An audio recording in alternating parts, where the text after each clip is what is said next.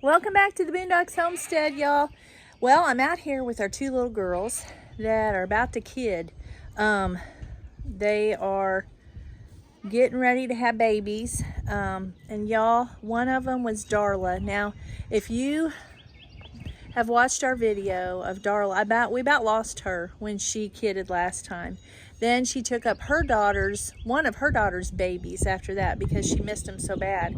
And she's just one of those goats that she'll cry and cry and cry if you have a Billy around, because she thinks that's her purpose, is to have babies. So we're not letting her get as big as she did, because with those two twins that she lost, we're not letting her get as big. And she couldn't hardly walk last time. And she's got a couple weeks to go. But she's looking really good, and we've got the camera out here. I'm hoping, that we can catch her before she goes into labor, so that if she would need assistance, because I beat myself up pretty bad last time when we lost those two and almost lost her, because I wasn't home. And I just wasn't keeping an eye on her like I thought I should. And of course, I just got home and she was in shock, and had lost those two. Anyway, the other one, her daughter, little bit, she is anytime. And she's lost her mucus plug. I just checked her. And so like anytime, she is ready to give birth. And she's not that big at all. But she didn't have too much of a problem last time. So we'll let you see him. She's headbutting my stick. Or scraping her horns on my stick.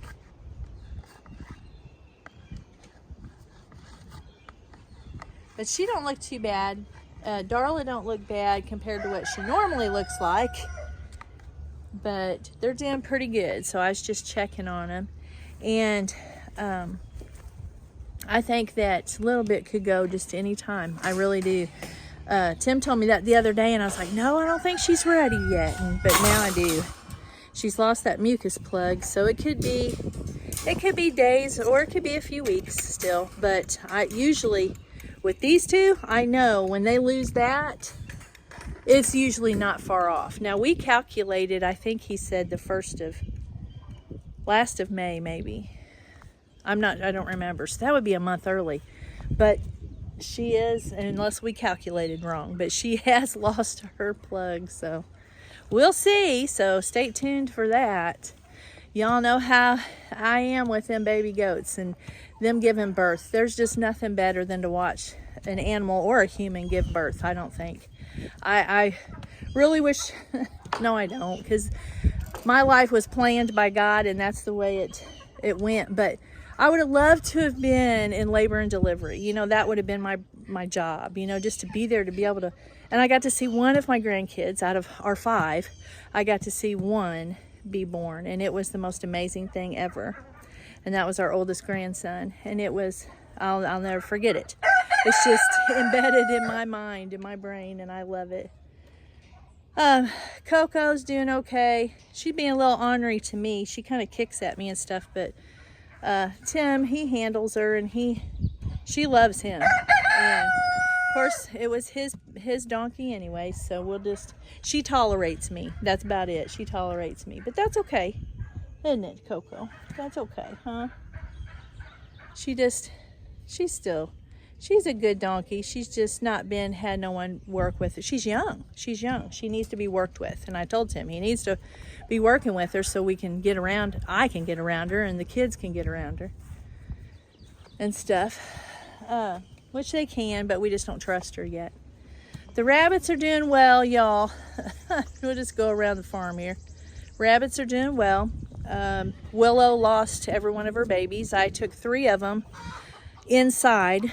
I thought that they were dead and they were cold and not breathing. I took them inside and put them in heat and put them on a heat lamp, and they lived about 3 days, and I knew it probably wasn't going to work. I've tried that before with wild ones that we seen abandoned, and I would, they're alive, I've got to help them. sometimes you just can't because it's just not like the wild and you're just not like their mother, you know. So, what, Tessa? I'm going to let you guys out. You just calm down a minute. But anyways, and we got all 4 of the boys are down in front now. Our chicken that had water belly, update on her. She's doing fine. We haven't moved her back with the flock yet. We're just trying to let her kind of see, you know, how she's going to. We don't want to put her back in there while she's weak, which I don't think she's weak. She looks really good now. I don't know if you can see her. What you doing, Mama? She just kind of hanging out in there like, hey, I'm getting special treatment. But yeah, she's doing really good, and we probably need to put her up this evening though.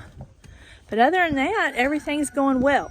I'm gonna, real quick, oh, I knew I was gonna put my hand in front of there. I'm gonna run you down here and show you the hoop house. So hold on a minute. All right, I want you all to look at that lettuce. I need to cut some. I've cut it twice I've cut it. And it comes back real full again. And you don't want it to get too big because then it gets kind of bitter. So I need to get in there and get some of that and have some for dinner or something. Spinach is doing okay. I had a big spot that didn't turn out, but still that's plenty for us. That's more than enough for us. And the kale, we've already been eating on all this. The kale we've eaten on, I've cut it back.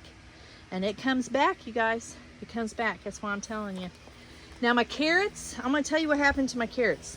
So they all bunched up here. I guess from watering them or something. They all bunched up. So when they got up about this height, I started weeding them out. And this was the other day. And they were all wilted. And I thought, oh, that ain't going to work. That didn't work. But as you can see, they're all, some of them are still kind of laying over. But I have confidence and faith that they're going to come up, and look at there. There's a lot of them that already have. So I just spread them out so they would grow right there. We don't have a bunch of carrots, but I just wanted to see how it would work in here in the hoop house. I've been experimenting, y'all, with stuff. And these cabbage plants, listen, I grew these from seed in the house. I grew these from seed, and they were about this big when I brought them out here. And look at them. I don't know if you can tell how big them are. Look down through there. Those are the 2 biggest ones, and this one here in this corner. And then aren't them pretty? Aren't them some pretty plants? Then these were kind of stragglers that I thought was going to die. And I put them in here, and they've just come to life. I got a few weeds. That's some lettuce, and that's probably from last year. No, I don't know where that's from. I don't know. Maybe. But I want you to look down here. Tomato plant, and I've just left them. Tomato plant, look at that one, big one back there. Tomato plant, look at all them. Those come up by themselves because we had this bed was full, remember, because we just had this side of the hoop house. This bed was full right here of tomatoes. And I thought, I'm just going to let them come up. Y'all. Now, I do have, in our strawberries, we got a few in here, but most of our strawberries are outside, and I'll take you over there in a minute. I got me some flowers last night and some pots to put on the porch and some potting soil.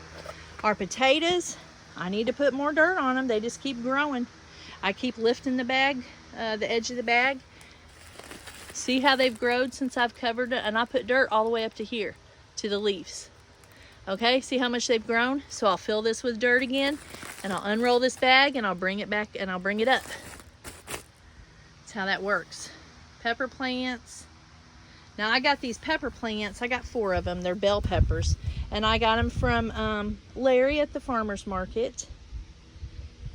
And I put some more cabbage up here. Now, I did plant some radish all the way down through here, and I'm going to tell you why. Planting radish by tomatoes, now you need to remember this, that'll keep your beetles and your white flies and all that stuff. Remember we had such a problem with those in here last year on the tomatoes? Well, planting radishes by them is supposed to detour them from the tomatoes and go to the radishes. So we love radishes anyway, so we're going to test that theory, and you all will be able to, I'll let y'all know. Here's some more of our sweet potatoes I got to plant. That's my plans for today, is to plant the rest of my stuff. I've got a bunch of sweet potatoes left from in the house.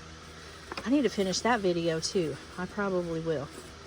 And I've got to get them planted. I got a bunch more in the house. And that's about it. I did take some of these tomatoes out of that bed, and put them in dirt, and they've already grown in here. I thought, why not?